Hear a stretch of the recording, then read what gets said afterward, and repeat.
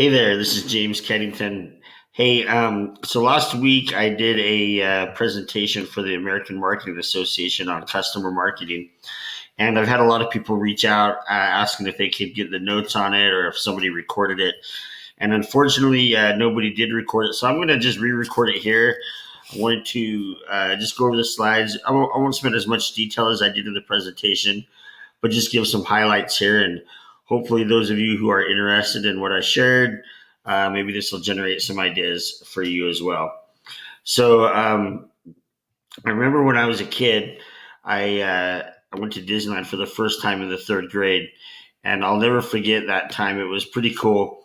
Um, the first time walking through those gates, walking down Main Street, smelling the churros, the infamous Disneyland churros, hearing the rides, the visual effects. I remember the Peter Pan ride was so amazing, and Space Mountain, and the thrill of the Matterhorn, and it's one of those experiences that as a child you dream about, and when it's happening, all your dreams are totally satisfied, right?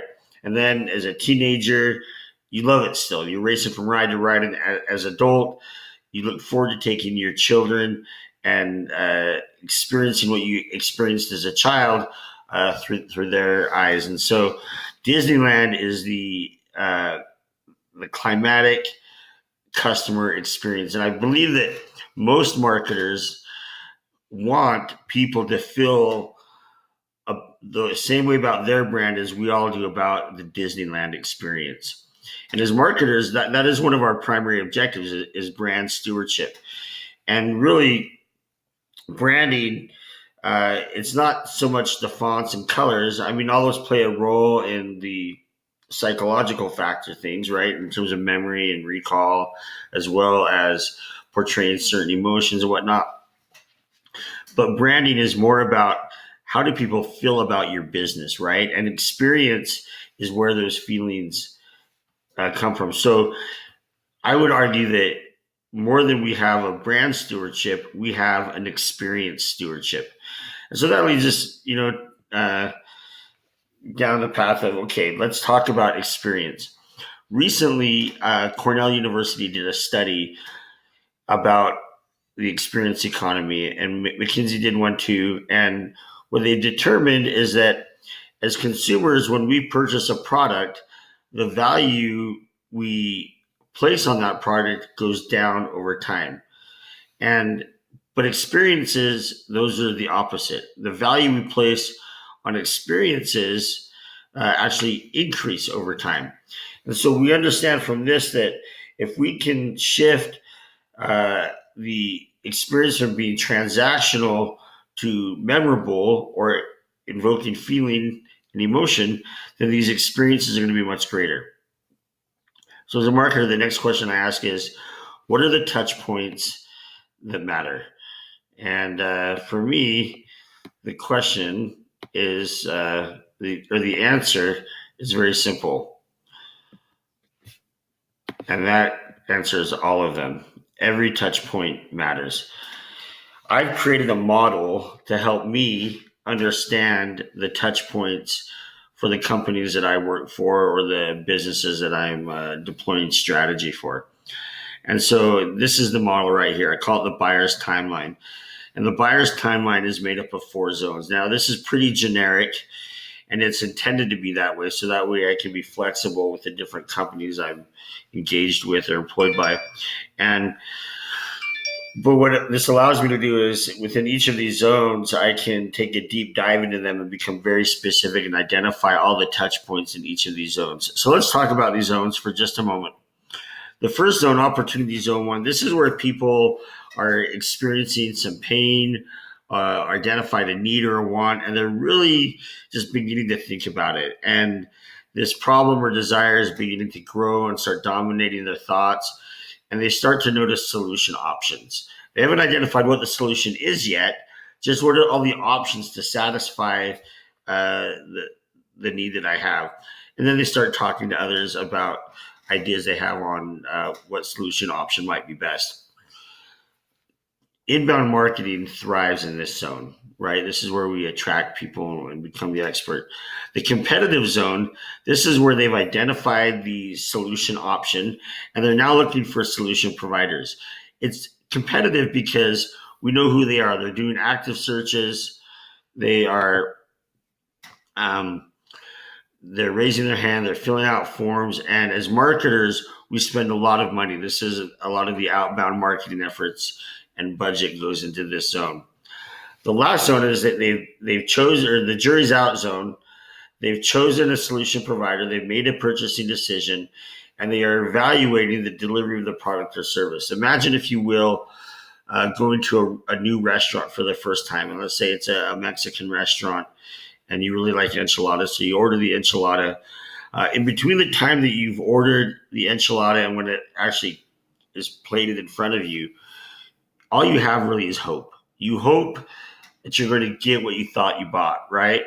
And until that moment, though, you really don't know. You feel like you made a good decision based on maybe recommendations from the server, maybe pictures convince you that it looked really delicious, the smells in the air. But it's not until that moment that you actually bite into the enchilada for the first time that you know whether or not you made a good choice. And so the jury's out, right? And so until we receive the product or service and it's complete, we're still evaluating whether or not we made a good choice as consumers. The final zone, the opportunity zone 2, this is where if we've delivered on the brand promise, our customers either become promoters, detractors, or neutral. That's a net promoter score reference.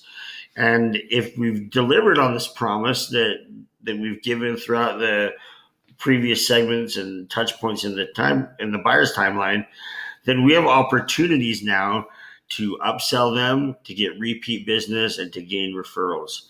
So this is the buyer's timeline, right? Those 4 segments right there outline every buying process, whether it be insignificant and very fast, or very significant, very emotional and long and drawn out. These 4 zones happen with every purchase. So, but what we're really going after is, what we really want to know in each of these zones is, what are people really buying? Why are they buying it? And what do they need to see, hear, feel, know, and experience to take the next best step? Right? So let's share some examples here. What are these guys really buying? Do these guys buy trucks, or do they buy something else? Obviously, the guy on the left, he bought adventure, right? He needed a means to haul his sleds up into the mountains and go snowmobiling. The guy on the right, maybe he bought some ego. Maybe he likes to off-road, right? Maybe he likes to jump the truck. I don't know. But either way, they didn't buy just a vehicle or just a truck. They bought something else. And in both of these cases, experience, right? Same here. Did you buy a steak with some asparagus? Did you buy a hot dog? No. I mean, on the one on the left, it's obviously you bought a very nice meal, romantic dinner. Maybe this is where a young man or a young woman's proposing to their significant other. This is on the one on the right. Maybe a guy's out with his buddies, with his children, a date night. It can be a lot of these things, but it's a different type of experience. Both food here, right? But they didn't buy the food. They bought the experience. They bought some memories, some relationship building. What about this one? Going back to the ballpark. We've got one of the kids on the right. Did they buy friends? Did the mom enroll them into an opportunity? Maybe it's babysitting for the parents. The one on the right, it feels like they bought aspiration and hopes and dreams and athletic development with the hopes of getting them into high school or college ball. So totally, same sport, possibly the same kids at maybe different ages, right? But they bought completely different things. So the only way to know what people are buying is to reflect your customers. We've got to ask questions and reflect them. In marketing, really, it's an open book test, right? You ask questions and you reflect them. Now, once you've asked the questions and you receive the answers, if you can't authentically reflect your customer base, there's a few things that you need to know. One, you either need to innovate. 2, you need to rethink who your customer is.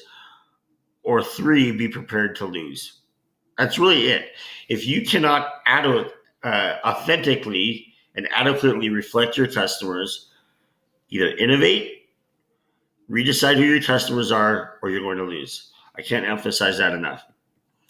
So let's talk about what are the questions that we should be asking. And these are just some sample questions. Let's run through these pretty quick. But in Opportunity Zone 1, where are they? What causes the pain? How intense is the emotion? What are the emotions? What's the impact of doing nothing? What pre-work do I need to do? These are the questions that we need to find out from them. Competitive zone, where do they go? What's the impact of doing nothing? What needs to be seen, heard, felt, known, and experienced to make a good decision? What's the best way to receive this information? How will it impact others? What exceeds expectations? The jury's out zone. What do they hope for? What confirms that they made a best choice? What confirms to others that they made a best choice? Have you ever heard anybody say, yeah, I got the second best deal? No, nobody brags about getting the second or third or fourth best deal. So we need to know what confirms to others that they made a good choice with you. And what are the natural reactions if something goes wrong or expectations aren't met, right? And then in the last Opportunity Zone, why do they stay? What will motivate them to refer others? What's the best way to stay in touch? What entices them to buy again, make different types of purchases?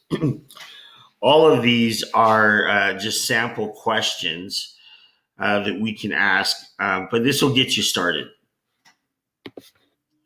So I want to share some examples, some stories of people who have taken the information by going out, understanding what their customers are really buying, and then reflecting that in a way that helps grow their business.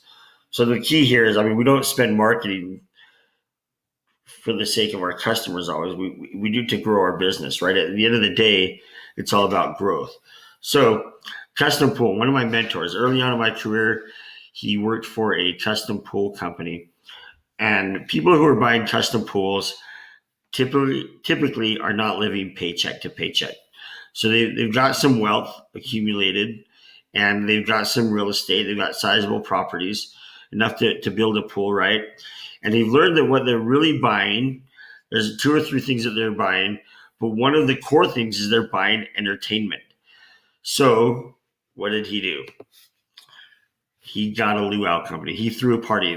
When they were done building the pool, he said, all right, we're going to throw you a party, and you're going to invite your friends, and we're going to pay for it. Now, he didn't really pay for it. The luau company paid for it. The caterer paid for it. He reached out to them and said, hey, here's who my customers are.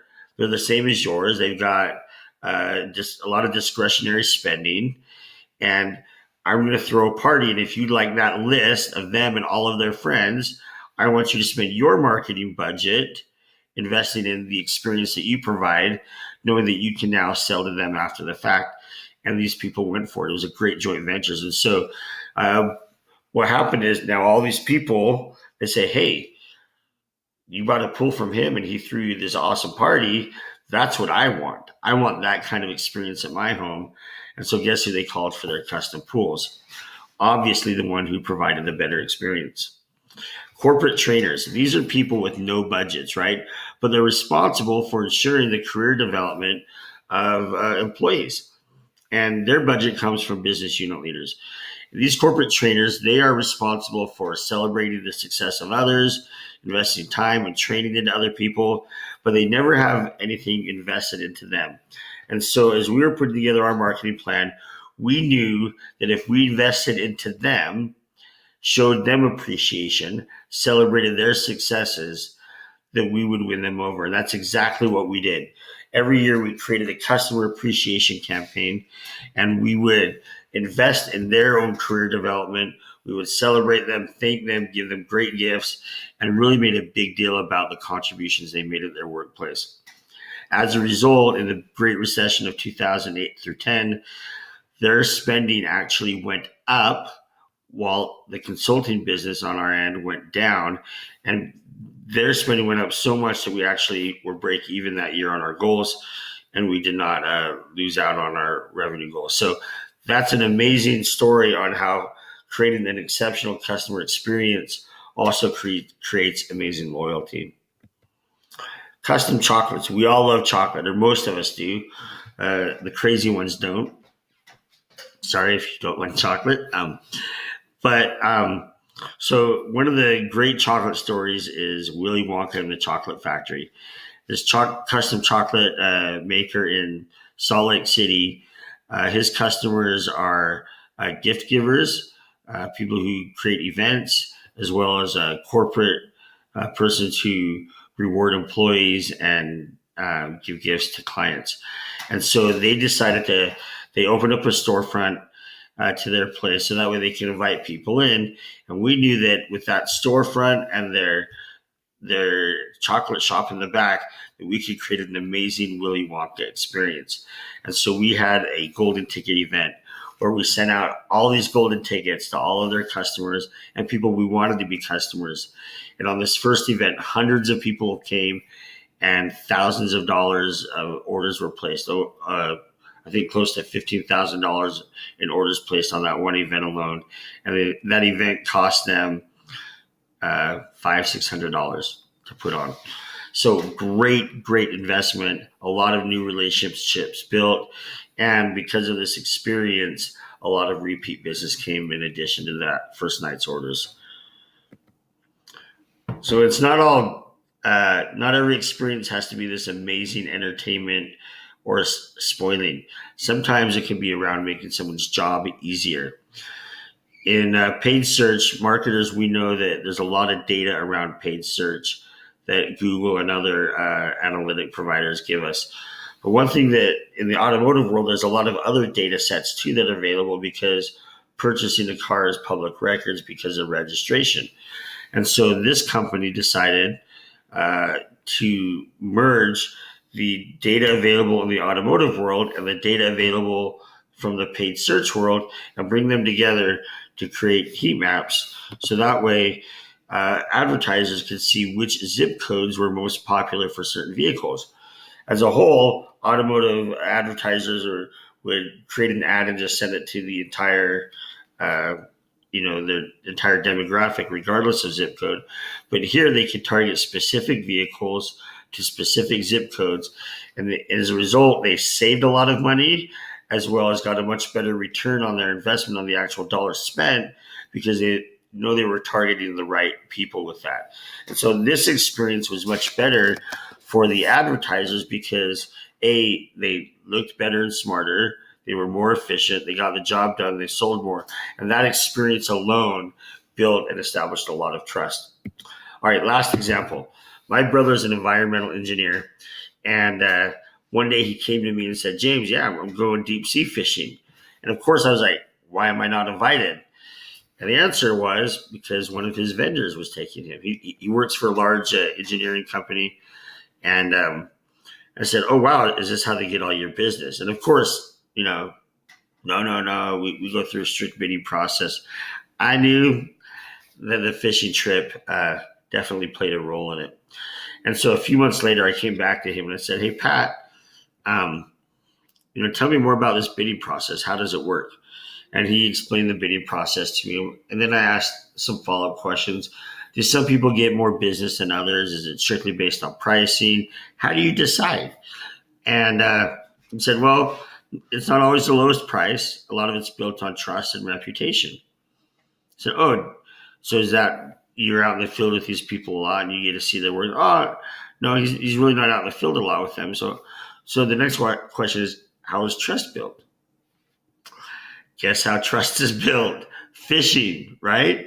And so what happened was these subcontractors knew that they didn't spend a lot of time with decision makers, and they needed to create an opportunity to build that trust. So the best way to do that was through an experience. So what was bought here wasn't really a fishing trip. What was bought here, now granted, the fish are nice. It's a nice perk, right?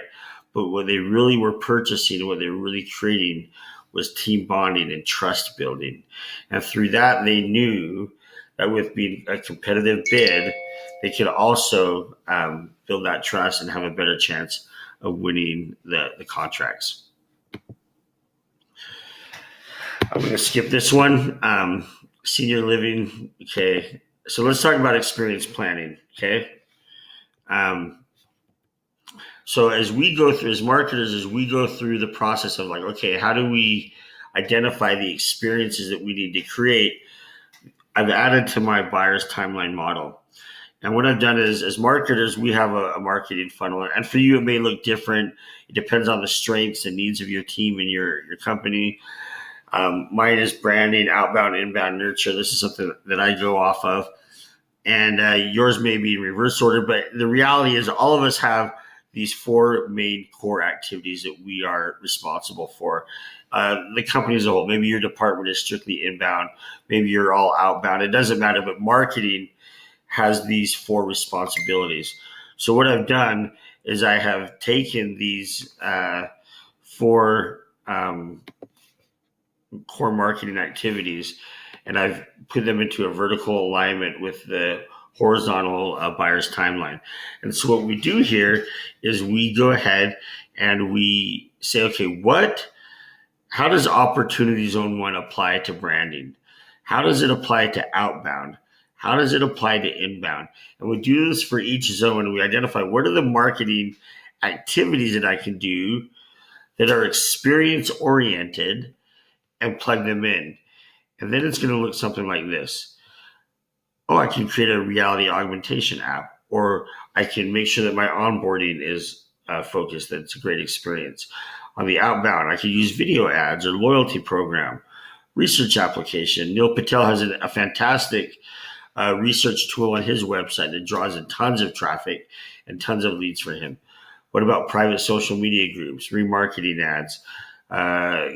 Going back to the Franklin Covey example, customer appreciation events. So this is what it looks like. Now, all of a sudden, you've got this great cross section of all the things you can do or have thought you can do. And now it's time to pick the things that you are going to do, right? And then you break this up. If you go into each zone, you now say, okay, these hit these touch points. Are we missing any touch points within this zone? And if so, then you kind of got to go back to the drawing board. If you've hit them all, then the next step is, okay, are we providing a consistent message across every touch point? Okay, so we're almost done here. I want to share with you four rules to live by. And these have come from experience as an observer, as well as implementation. A few years ago, I made a lot of purchases, both personally and professionally, and they were pretty significant. And near the end of that year or some sort of time period in that, I discovered that I was a great customer for some of these people and a horrible customer for others.